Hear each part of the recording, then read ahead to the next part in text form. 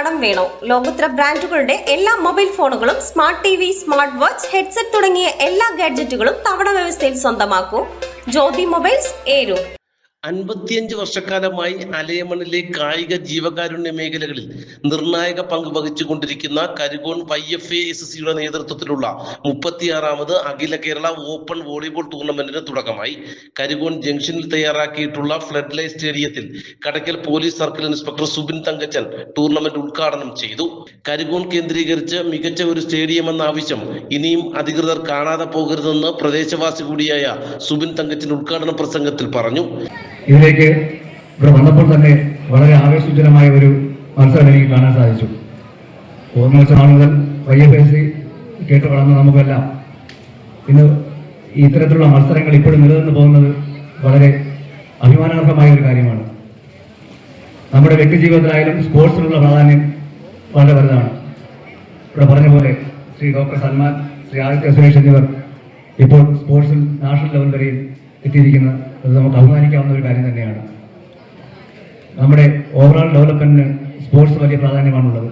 ലോകത്തിലെ ഏറ്റവും ജനപ്രിയമായ ഒരു കലയാണ്, ഒരു സ്പോർട്സ് ഐറ്റമാണ് വോളിബോൾ. കേരളത്തിലെ വിവിധ ടീമുകൾ വരുന്ന 7 ദിവസങ്ങളിലൂടെ ആവേശോജ്വലമായ പ്രകടനം കാഴ്ചവെക്കും.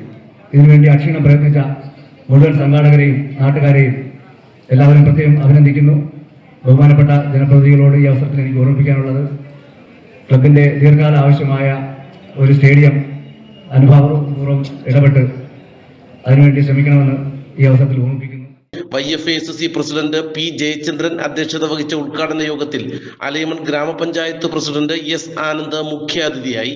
ബ്ലോക്ക് പഞ്ചായത്ത് അംഗം KG സാബു, സ്ഥിരസമിതി അധ്യക്ഷൻ മാഹീൻ കാട്ടുംപുറം, ഗ്രാമപഞ്ചായത്ത് അംഗങ്ങളായ Aseema Saleem, MM Sadiq, Anil Poykavila, Geetha Anil, YFASC joint secretary KS Siyad, Rajasekharan, Haris Villikkulam, Siddique, Visakha തുടങ്ങി ജനപ്രതിനിധികൾ, പൊതുപ്രവർത്തകർ, ക്ലബ്ബ് ഭാരവാഹികൾ ഉൾപ്പെടെയുള്ളവർ പ്രസംഗിച്ചു.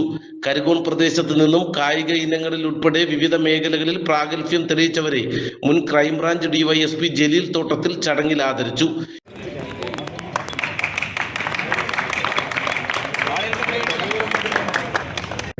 സാബു സാറിനെയും ക്ഷണിക്കുന്നു.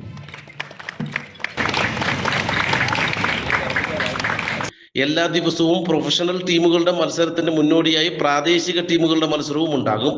നാട്ടുവാർത്ത, അഞ്ചൽ.